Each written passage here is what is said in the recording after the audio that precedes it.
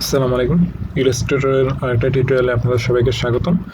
So আজকের topic type টুল। So আজকের একটা পার্ট 2 হচ্ছে, কারণ হচ্ছে আমরা পার্ট 1 এ অনেকটুকু কভার করেছি, তো আজকে আমরা পার্ট 2 আরেকটা পার্ট দেখব। সো পার্ট 1 এ আমরা যেটা দেখেছি সেটা হচ্ছে আমাদের ক্যারেক্টার প্যানেল, টাইপ টুলের যে ক্যারেক্টার প্যানেল সেটা। সো আজকে প্যারাগ্রাফ প্যানেলটা দেখব। So let's get started.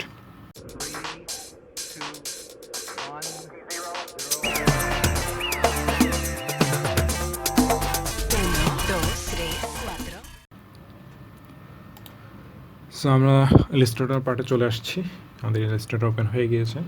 So আজকে আমরা লাস্ট টাইম যখন ক্যারেক্টার প্যানেলটা দেখেছি তখন হচ্ছে টেক্সট অ্যালাইনমেন্ট, টেক্সট ছোটো বড়, ঠিক আছে, এভরিথিং এটা দেখা হয়ে গেছে। তো যারা যারা দেখেনি তারা দেখে আসবেন, আপনাদের অবভিয়াসলি এটা কাজে দিবে, কারণ টাইপ টুলটা মোস্ট ইম্পর্টেন্ট একটা টুল। আমরা টাইপ টুলের ব্যবহার সব জায়গায় করি, লাইক লোগো বানাতে গেলেও টাইপ টুল লাগবে, ব্যানার বানাতে গেলেও টাইপ টুল লাগবে, পোস্টার বানাতে গেলেও আমাদের টাইপ টুল লাগবে। গ্রাফিক্স ডিজাইনের মেইন মোস্ট ইম্পর্টেন্ট পার্টই হচ্ছে একটা টাইপ টুল। ওকে, সো আজকে যে জিনিসটা আমরা দেখব সেটা হচ্ছে আমাদের প্যারাগ্রাফ প্যানেল। তো সেই প্যারাগ্রাফ প্যানেলের জন্য আমার একটা প্যারাগ্রাফ লাগবে। সো সিম্পলি আমি আগে একটা প্যারাগ্রাফ প্যানেল বানাই ফেলি। আমি এরিয়া সিলেক্ট করে দিই, এতটুকু এরিয়া নিব, দেন হচ্ছে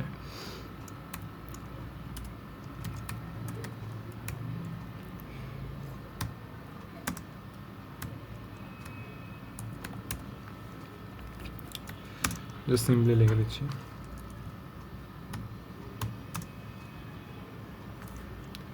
ওকে, জাস্ট আমি এটা জাস্ট কপি করে পেস্ট করবো, সব জাস্ট কপি পেস্ট করে দিচ্ছি। কয়েকটা প্যারাগ্রাফ বানাবো, মেবি 2টা বা 3টা প্যারাগ্রাফ করবো, আই হোপ দেন ইটস কুল হবে।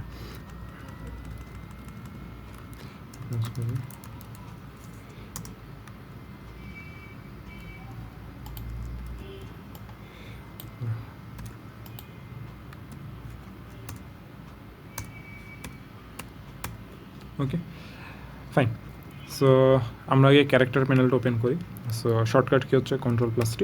তো আই হোপ যারা জানেন না তারা অবভিয়াসলি জানেন যে এখানে ক্যারেক্টার প্যানেল দেওয়াই থাকে CS6 ভার্সনে, অন্যান্য ভার্সনগুলো CC ভার্সনগুলোতেও দেওয়া থাকে। আদারওয়াইজ যদি আপনি এখানে কোথাও খুঁজে না পান ক্যারেক্টার, সো কিছু সমস্যা নেই, কোনো সমস্যা নেই, উইন্ডোজে চলে যাবেন, টাইপ অপশানে যাবেন, এখানে ক্যারেক্টার প্যানেল Ctrl+T চলে আসবে।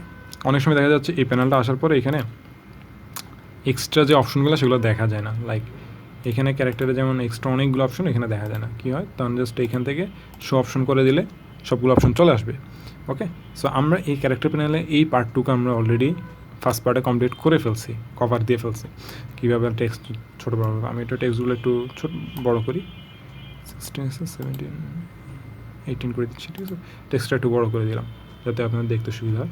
ওকে, না আমরা যে প্যানেলটা দেখবো এটা হচ্ছে প্যারাগ্রাফ প্যানেল। এই প্যানেলটা আমরা আজকে দেখব। সো এখানে যে জিনিসটা ফার্স্ট হচ্ছে, আমাদের এই টেক্সটটা কি লেফট সাইডে আছে, ঠিক আছে। অনেক সময় রাইট সাইড থেকে লেখা প্যারাগ্রাফটা লেখা থাকে, বিশেষ করে আরবিক যে লেখাগুলো হয় মেনলি রাইট সাইড থেকে লেখা হয়। তাহলে আমরা কীভাবে, ফার্স্ট আমরা লেফট সাইড থেকে লিখবো, ওটা কোনো প্রবলেম নেই। দেন জাস্ট এইখান থেকে এই অপশনটা দিলে আমাদের সবগুলো রাইট সাইড হয়ে যাবে, ঠিক আছে। এটা হচ্ছে রাইট সাইড অ্যালাইনমেন্ট। ওকে, এখন আপনি হচ্ছে না লেফটেও রাখবেন না রাইটেও রাখবেন না, জাস্ট মাঝামাঝি পর্যায়ে থাকবে। তাহলে জাস্ট এটা ক্লিক করবেন, সবগুলা মাঝামাঝিতে থাকবে। ওকে, সো আমি ডিফল্ট লেফটে রাখতেছি। এখন দেখা যাচ্ছে এই যে এই প্যারাগ্রাফ, এগুলো হচ্ছে এখন আপনি এই প্যারাগ্রাফটা হচ্ছে কী চাচ্ছেন, যে লেখাগুলো সব অ্যালাইনমেন্ট সমান থাকবে, রাইট, লাইক যে সবগুলো হচ্ছে মাঝামাঝি একদম A to Z সব সমান, ঠিক আছে। জাস্টিফাই করবে সেন্টারে, সবগুলো সেন্টারে থাকবে। লাইক দেখেন আপনি রাইট সাইড লেফট সাইড, ঠিক আছে, আপনি বুঝতে পারবেন এটা কোন সাইড থেকে শুরু হয়েছে। তার মানে এটা হচ্ছে alignment, right side left hand side ঠিক সবগুলো অ্যালাইনমেন্ট একদম সেম রাখছে। ওকে, এখন আপনি চাচ্ছেন যে না রাইট সাইডে সব থাকবে, ঠিক আছে, তাহলে রাইট সাইডে নিয়ে যান। আপনার ইভেন লাস্ট লাইনটা রাইট সাইডে চলে যাবে, ঠিক আছে। আর উপরের যে লেখাগুলো বা প্যারাগ্রাফগুলো সবগুলো হচ্ছে রাইট অ্যান্ড লেফট মিলে সব অ্যালাইনমেন্ট ঠিক থাকবে, ঠিক আছে। অ্যান্ড লাস্ট যে জিনিসটা দেখা যাচ্ছে এটা হচ্ছে যে আপনার A to Z, মানে একদম A to Z বলতে বুঝেছি যে ফার্স্ট থেকে লাস্ট পর্যন্ত সবগুলাকেই বক্সের যে এরিয়া, আমি যতটুকু এরিয়াটা নিছি প্যারাগ্রাফের জন্য, ওই এরিয়াটাকে ততটুকু এরিয়াটাকে সে ফিল আপ করে দিবে, অতটুকু ইয়ে করে। যেমন দেখেন আপনি এখানে ওকে লরেম ওকে, তাই ওকে আর লরেমের মাঝখানে স্পেস হয়ে গেছে, লরেম থেকে এই ওকের মাঝখানে স্পেস হয়ে গেছে, তাই না? এটা হচ্ছে জাস্ট ওরা অ্যালাইনমেন্ট কোর্স সেম রেখে দিচ্ছে সবগুলোর জন্য, ঠিক আছে? বাইরে আমি আগের মতো করে দিচ্ছি default. Okay, so I hope আপনারা বুঝতে পারছেন। এটা এখন ডিপেন্ড করে আপনারা অ্যালাইনমেন্টে কীভাবে রাখবেন বা রাখবেন না, টোটালি আপ টু ইউ। ওকে, নাও আমরা যে নেক্সট পার্টটাতে যাবো, নেক্সট যে অপশনটা সেটা হচ্ছে যে এই অপশন, এটা হচ্ছে আপনার লেফট ইন্ডেড। দ্যাট মিনস আপনার যে লেখাগুলো লেফট সাইড থেকে লিখছেন এগুলো মনে করেন যে একদম লাইনের সাথে বা একদম দাগের সাথে লাগানো, তো আপনি চাচ্ছেন যে না আমি একটু স্পেস দিয়ে লিখবো যাতে আমারটা একটু স্পেস, তাহলে আপনি কী করবেন, জাস্ট সিম্পলি পুরো টেক্সটটা সিলেক্ট করবেন, দেন আপ অ্যারো দিবেন, স্পেস বাড়তে থাকবে, দেখছেন? That's the point actually. এখান থেকে আপনি হচ্ছে লেফট সাইড থেকে স্পেস বাড়িয়ে দেবেন। এখন রাইট সাইড থেকে অনেক সময় স্পেসে বাড়ানোর দরকার পড়ে, কী জন্য?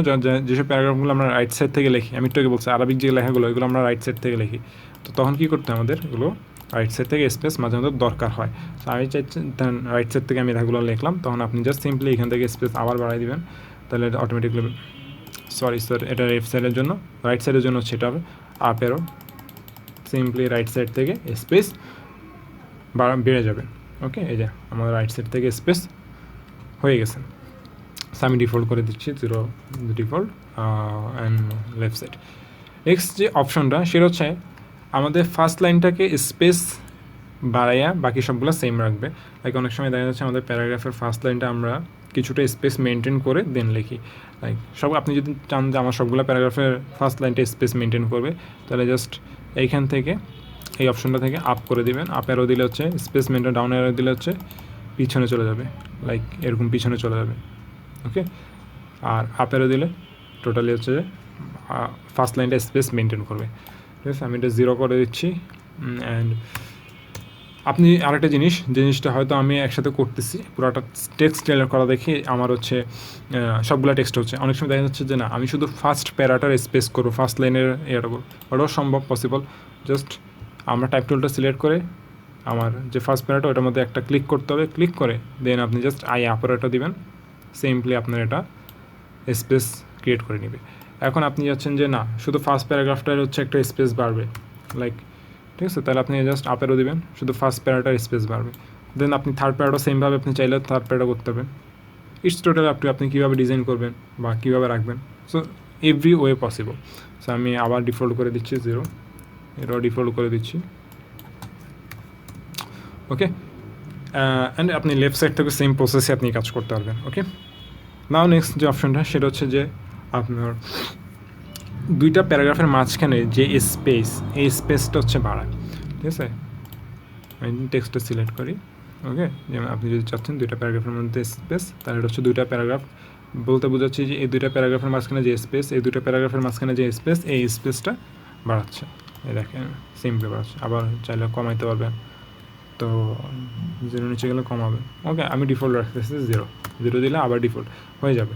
সো আবার দেখা যাচ্ছে আমাদের লেখার প্যারাগ্রাফের মাঝখানে অনেক সময় হাইফেন থাকে, তো হাইফেনটা রিমুভ করার জন্য কী করতে হয়, জাস্ট এখান থেকে আনচেক করে দিলে হাইফেনের যে অপশনটা, এই অপশনটা আনচেক করে দিলে হাইফেন চলে যাবে, ঠিক আছে? যেহেতু আমার এখানে হাইফেন নেই, সো দেখা যাচ্ছে না, by the way. Okay, so এই হচ্ছে মোটামুটি প্যারাগ্রাফের প্যানেল অপশন। সো আজকের জন্য এতটুকু। সো আমি টাইপ টুল নিয়ে কিছু কথা বলবো, সেটা হচ্ছে যে টাইপ টুলটা মোস্ট ইম্পর্টেন্ট। আমি এটার উপরে অনেক প্রেশার দিই, কারণ হচ্ছে যে কারণ আমরা সব ক্ষেত্রে টাইপ টুলটা ইউজ করি। আমি বলি লোগো যদি বানান সেখানেও টাইপ টুল ইউজ করতে হবে, পোস্টার যদি বানান সেখানেও টাইপ টুল ইউজ করতে হবে, অ্যান্ড আপনি ব্যানার বানাইলেও টাইপ টুল ইউজ করতে হবে। সো আপনাকে টেক্সট বা টাইপ টুল সব জায়গায় আপনি ইউজ করতেছেন, তো এটা খুব ম্যাটার যে আপনি প্রত্যেকটা অপশন, প্রত্যেকটা ফাংশন আপনার জানা খুব প্রয়োজন। সো আপনারা সবাই প্র্যাকটিস করবেন। সো আজকের জন্য এতটুকুই, that's it for today. So সবাই ভালো থাকবেন, সুস্থ থাকবেন, আর আমার জন্য দোয়া করবেন। Till then, tata, bye by.